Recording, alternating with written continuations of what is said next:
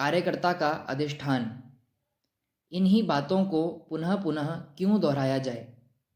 राष्ट्रीय स्वयंसेवक संघ के हम जैसे कार्यकर्ता हर दिन संघ शाखा पर अपनी मातृभूमि और परमात्मा इन दोनों की हृदय से प्रार्थना करते हैं। इस प्रार्थना में संघ की ध्येय सृष्टि, कार्य का स्वरूप, कार्य का साधन, स्वयंसेवक कार्यकर्ताओं का जीवन विकास तथा उनके सामने रखा हुआ जीवित हेतु आदि सभी बातों को हर रोज दोहराते हैं। सूत्र रूपेण देखा जाए तो परम वैभवन ने तुम्हें तत्स्वराष्ट्रम, यह संघ का ध्येय संकल्प है। यह ध्येय प्राप्त करने के लिए अत्यावश्यक पूर्व शर्त है विधायास्य धर्मस्य संरक्षणम, और इस धर्म संरक्षण का साधन रूप आधार है विजेती चनः संहता कार्य शक्तिर। और आशीष मांगी है इसी हेतु कटिबद्ध वयं हिंदू राष्ट्रांग भूता, स्वयंसेवक कार्यकर्ता समर्थ बने। मतलब है विशाल संगठन के बल पर ही निर्माण हुई हम ध्येयनिष्ठ कार्यकर्ताओं की कार्यशक्ति धर्म के संरक्षण के आधार पर राष्ट्र को परम वैभव प्रत ले जाएगी।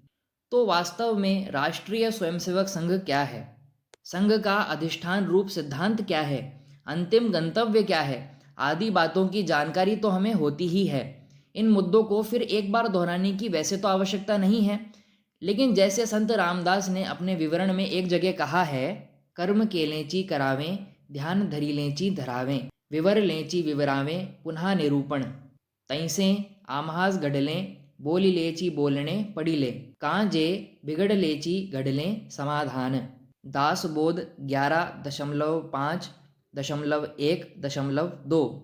अर्थात जो बातें एक बार बताई जाती है उनसे कुछ समाधान प्राप्त होता है, बाद में परिस्थिति में और परिणाम स्वरूप मानसिकता में भी कुछ परिवर्तन आता है, तो उन बातों के संदर्भ में पहले प्राप्त हुआ समाधान क्षीण होता है। कार्य करने वाले के मन में आशंकाएं पैदा होती हैं। ऐसी ही स्थिति में मन में स्थिरता लाने हेतु पहले ही जो बातें बताई थी वे पुनः दोहरानी पड़ती हैं। अपने राष्ट्रीय स्वयंसेवक संघ के हम जैसे कार्यकर्ताओं के बारे में भी यही बात कभी कभी रहती है। जैसे ऊपर बताया है, पहले प्राप्त हुआ समाधान कभी कभी ढल जाता है, तो पहले से अवगत बातों का पुनः पुनः विवरण करना पड़ता है। स्वयंसेवक तो किसी बंद बैग में या ग्लास हाउस में तो रहता नहीं, उसके मन पर भी बाह्य वातावरण का असर होता है। सभी के साथ संपर्क रखना, हर एक को संग स्थान पर लाने का प्रयास करना, यह तो प्रत्येक स्वयंसेवक का काम ही है। ऐसी स्थिति में समाज में जो वायुमंडल रहता है उसका कुछ ना कुछ असर स्वयंसेवकों पर होना तो स्वाभाविक ही है। संघ कार्य परिस्थिति निरपेक्ष है, ऐसा तो हम सब मानते हैं।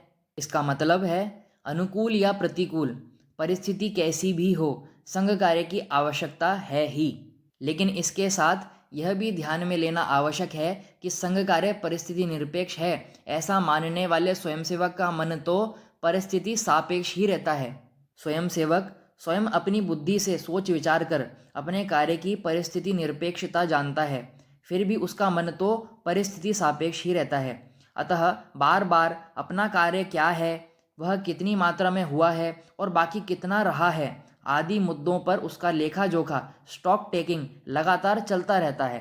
पहले जमाने की तुलना में आज प्रसार माध्यमों की व्यापकता से अपने स्वयंसेवक भी कुछ ज़्यादा ही चिकित्सक बने हैं। पूजनीय गुरुजी कहते थे, मैं अखबार नहीं पढ़ता। वे मजाक में बोलते थे या वे सही था, हम लोग तो जानते नहीं, लेकिन उनके कहने से जो हमें बोध लेना आवश्यक है वह यह है कि आसपास होने वाली गतिविधियों से विचलित न होते हुए अपना कार्य करते रहना, उससे ही सब ठीक हो जाएगा। लेकिन आजकल हम सब जरा ज़्यादा ही जिज्ञासु बने हैं। देश में क्या हो रहा है, क्या नहीं होता, इसकी जरा ज़्यादा ही चिंता लोगों के मन में होती है। यह तो सच है कि स्वयंसेवकों को आसपास होने वाली सभी गतिविधियों के बारे में जानकारी होनी चाहिए, इसमें कोई दो मत नहीं हो सकते। राजकारण, समाज कारण, अर्थ कारण, विज्ञान, अत्याधुनिक तकनीकें, अवकाश विज्ञान, शिक्षा क्षेत्र आदि सभी क्षेत्रों के बारे में उनको साधारण जानकारी तो होनी ही चाहिए। लेकिन जैसे कि संघ कार्य का भवितव्य ही इन सभी बातों पर निर्भर है, ऐसी मनस्थिति में स्वयंसेवक प्रश्न पूछते हैं तब मन में विस्मय पैदा होता है। ऐसा लगता है इतने दिन दक्ष आरंभ करने वालों में इतना प्रोग्रेसिविज्म आया कहाँ से? ये स्वयंसेवक अपना मूल सिद्धांतिक विचार कैसे भूल जाते हैं?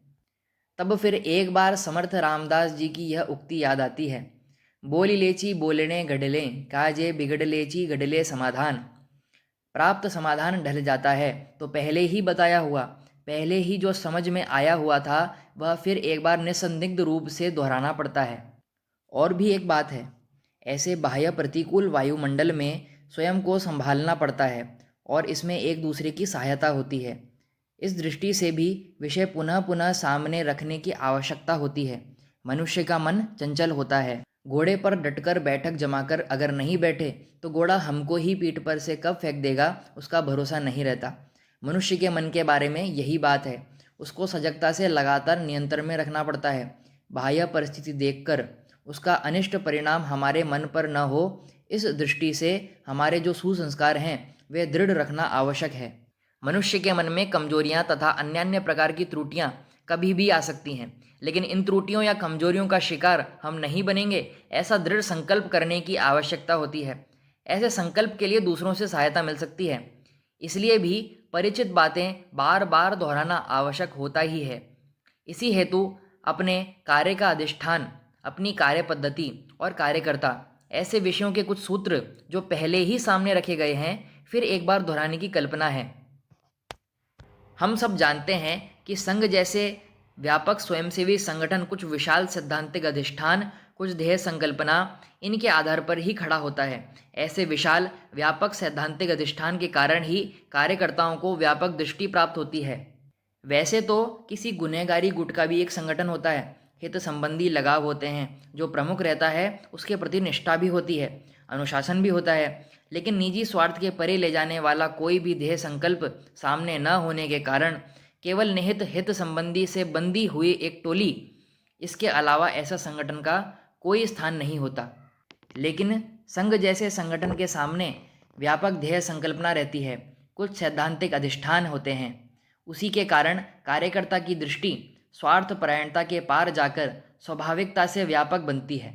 इसीलिए हमारे संगठन के लिए प्राथमिक महत्व की बात है हमारा अधिष्ठान।